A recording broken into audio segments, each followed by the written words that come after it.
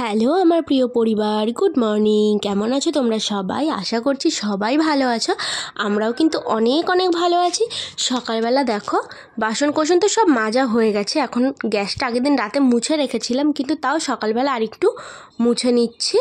কেননা কেমন না সকালে ওই রাতের বেলা ভেজা ন্যাকড়া দিয়ে মুছি, তো এবার ওটা একটা জলের দাগ হয়ে যায়। সকালবেলা ওটা ভালো করে না মুছলে না কীরকম একটা লাগে, তাই মুছে নিলাম।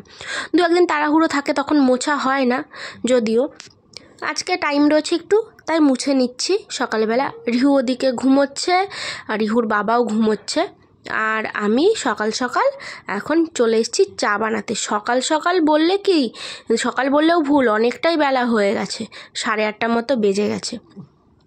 তো এখন বসাবো চা। চা বসানোর আগে এদিকটা গ্যাস টেবিলটাও ভালো করে মুছে নিচ্ছি, আর ওদিকে কয়েকটা জিনিসপত্র রয়েছে, ওগুলো সব কৌটো করতে হবে, তাহলে গিয়ে হয়ে যাবে। আর নারকেলটা দেখো সেই কবে থেকে ওখানেই পড়ে আছে। তো এইদিকে দুধের কৌটোটা নিয়ে এসেছি, আজকে একটু দুধ চা বানাবো সেই জন্যে। নাহলে দুধ চা তো সেরকম খাওয়া হয় না, ওই গ্যাস অম্বলের ভয় না দুধ চা খাওয়াই বন্ধ করে দিয়েছি। তো চা বসিয়ে দিয়েছি, আগে লিকার দিয়ে ভালো করে ফুটিয়ে নিয়ে তারপরে না দুধটা দিয়ে দিয়েছি। নাহলে এই দুধটা না সরাসরি মানে গরম জলে দিয়ে ফোটাতে গেলে না দুধটা কেমন কেটে কেটে যায়। ওই কয়েকদিন কফি বানাতে গিয়ে আমি দেখেছি।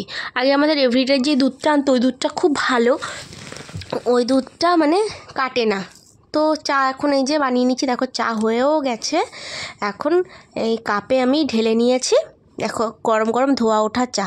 তো এখন চাটা ঠান্ডা হোক, আর ওদিকে বাইরে মাছওয়ালা এসছে, মাছটা আমি নিয়ে আসি। আর দুধের কৌটোটা এখন ঘরে রেখে দিয়ে তারপরে মাছ আনতে চলে যাব। তো দেখো একটা গোটা মাছ নিয়েছি আজকে, ওনাকে বললাম আঁশটা ছাড়িয়ে একদম কেটে দিতে, কারণ আমার বটিতে না অত ধার নেই যে মাছটা কাটবো।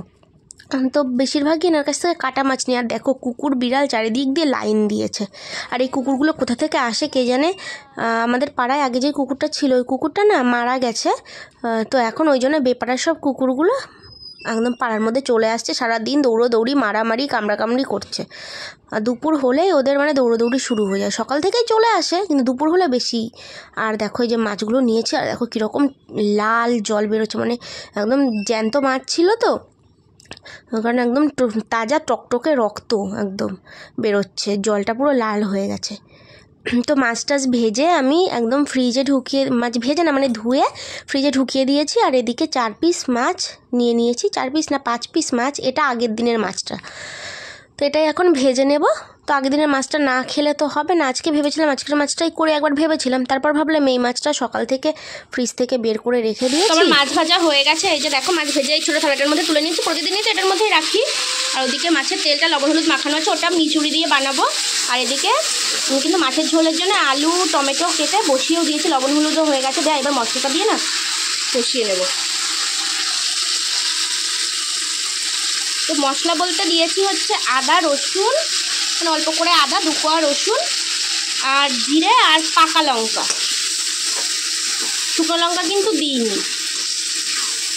তো মশলাটা কষতে থাকি, তারপরে হয়ে গেলে পরে আবার দেখা হচ্ছে তোমাদের সঙ্গে। তো সন্ধ্যেবেলা এখন চলে এসেছি পিঠে বানাবো জন্য। এখানে দেখো চালের গুঁড়ো নিয়েছি, এর মধ্যে নুনটা ভালো করে মিশিয়ে নিচ্ছি। আর এদিকে যে গরমের জন্য জল বসিয়ে দিয়েছি, তো এটা না আগাটা ভালো করে মেখে নিতে হবে। এটা তো কেনা চালের গুঁড়ো, বাড়িতে যে কোটা, যে ঢেঁকিতে কোটা যে সমস্ত চালের গুঁড়ো হয় সেগুলো আবার একটু অন্যরকম হয়, এগুলো গুলের সঙ্গে সঙ্গে বানানো যায়। এটা যেহেতু কেনা গুঁড়ো একটু দানা দানা ভাব আছে তো বেশি, সেই কারণে এটাকে একটু মেখে একটু সময় রেখে দিতে হবে। তো এক হাতে ক্যামেরা ধরে এক হাত দিয়ে মেখে সেটা তো আমি দেখাতে পারবো না তোমাদেরকে, তো এটা আগে ভালো করে মেখে নিয়ে তারপরে আবার তোমাদেরকে দেখাচ্ছি। তো এটা মেখে 1 ঘন্টা ঢাকা দিয়ে রাখতে হবে। তো এই যে দেখো আমি এটাতে জল দিয়ে দিয়েছি, আর এখন মানে জল দিয়ে একটু মেখে নিয়েছি, জলটা কম হয়ে গেছে, পরে আবার জল দিয়েছি, দিয়ে কিন্তু আমি ভালো করে মেখে নিচ্ছি, যাতে মানে কোনো দানা দানা ভাব না থাকে বা কিছু দলা হয়ে না থাকে। এদিকটায় কিন্তু অনেকটাই দলা দলা হয়ে আছে, সেগুলো আমি ভালো করে হাত দিয়ে মেখে মেখে একদম পুরো স্মুথ করে দেবো। তারপরে পরে তো আরও জল মেশাতে হবে পরিমাণ মতো, যে ব্যাটারটা তৈরি হবে সেটা পরিমাণ মতো হবে। তো আগে ভালো করে এটাকে এরকম করে মিশিয়ে নিতে হবে। দেখো এই যে দলা দলা হয়ে আছে, এগুলো ভালো করে আগে মিশিয়ে নিই। তো আগে কিন্তু আমি কোনোদিন বানাইনি, আমি বাড়িতে দেখেছি, আমার মাকে বানাতে দেখেছি, ঠাম্মা বানাতো, মামা বাড়িতে দেখেছি আমার মামিকে বানাতে, তো সেই দেখে দেখেই কিন্তু শিখেছি। তো এখন এটা রেডি করে নিই, পরে আবার যখন পিঠেটা বানাবো তখন তোমাদের সঙ্গে আবার দেখা হচ্ছে।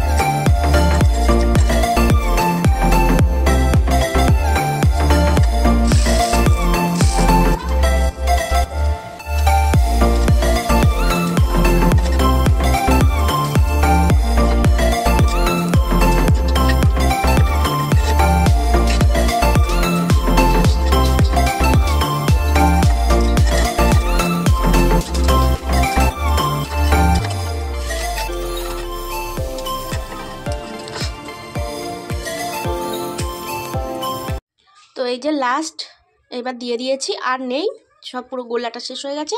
আর দেখো এই যে শুকনো পিঠে এ কটা আছে ওই ঘরে দিয়ে দিয়েছি, ওই 10-12টা মতো। আর এখানে এই যে হাঁড়িতে ভিজিয়েছি, তো এরকম কালো কালো হয়েছে কারণ পিঠেগুলো না পুড়ে পুড়ে গেছে, আগে তো কখনো বানাইনি, ফার্স্ট টাইম বানালাম। এই যে দেখো এগুলো, তো আস্তে আস্তে বানাতে বানাতে ঠিক হয়ে যাবে। আর এবারটা হলে তারপরে গ্যাস ট্যাস পরিষ্কার করে প্রেশার কুকারে করে না কটা ভাত বসিয়ে দেবো, আর ভালো লাগছে না। তো পিঠে বানানোর পরে সব কিছু দেখো গ্যাস ট্যাস মুছে সব পরিষ্কার করে নিয়েছি। এদিকে সব এই যে গুছিয়ে রেখেছি হাঁড়িতে। বড় হাঁড়িটা হচ্ছে ওই দুধে ভেজানোগুলো রয়েছে, আর ছোটো হাঁড়িতে ওই শুকনো কয়েকটা রয়েছে, 4-5টা, বেশি নেই। এই যে এ কটাই রয়েছে শুকনো, বেশিরভাগই তো দুধে ভিজিয়ে দিয়েছি। আর এই দেখো প্রেশার কুকারে করে ওই যে অল্প করে ভাত বানিয়ে নিয়েছি, এখন তাড়াতাড়ি করে বানিয়ে নিলাম, অনেকটা রাত হয়ে গেছে, প্রায় 10:30 বাজতে যায়। আর এখন রিহুর জন্য জল গরম করব, তাহলে ব্যাস হয়ে যাবে। আর ওদিকে ওই যে তরকারিটা রেখেছি ওখানে, ওটাও একটু গরম করে নেব, তাহলে আজকের মতন কমপ্লিট। তো চলো দেখিয়ে দিই রিহু কি করছে। দেখো এই যে রিহু এখন বসে বসে দুধ খাচ্ছে ওখানে, ওর সারাদিন ওই কাজ, বোতলে দুধ থাকুক আর না থাকুক বোতল মুখে নিয়ে বসে থাকবে। আর ও তো ঘুমিয়েছিল, আমি পিঠে বানাতে বানাতে ঘরে এসে দেখি ঘুমিয়ে গেছে একা একা। বাবাই বাবাই বাবাই বাবাই রে, তাকাই দিকে। তো এখন এক মনে টিভি দেখছে, ওকে কার্টুন চালিয়ে দিয়েছে, মিউট করে দিয়েছি যদিও সাউন্ড আসবে না, তো এক মনে দেখছে। আর ওদিকে ঘুমাচ্ছিল, খেলনা টেলনা সব ছড়ানো ছিল খাটের উপর, আমি সব খেলনাগুলো গুছিয়ে রেখে আসলাম। আর ওকে দুধটা বানিয়ে দিলাম, ও এখন খাক বসে, একটু পরে ভাতটাও খাইয়ে দেবো অল্প করে, যদি খায় তাহলে। তো ভিডিওটা এখানেই শেষ করছি। ভিডিওতে কিছু ভালো লেগে থাকলে অবশ্যই লাইক কমেন্ট শেয়ার করো, আর যদি চ্যানেলে কোনো নতুন বন্ধু থেকে থাকো তাহলে অবশ্যই আমার চ্যানেলটাকে সাবস্ক্রাইব করে দিও। তো আজকের মতন টাটা, সবাই ভালো থেকো, গুড নাইট। বাবা টাটা।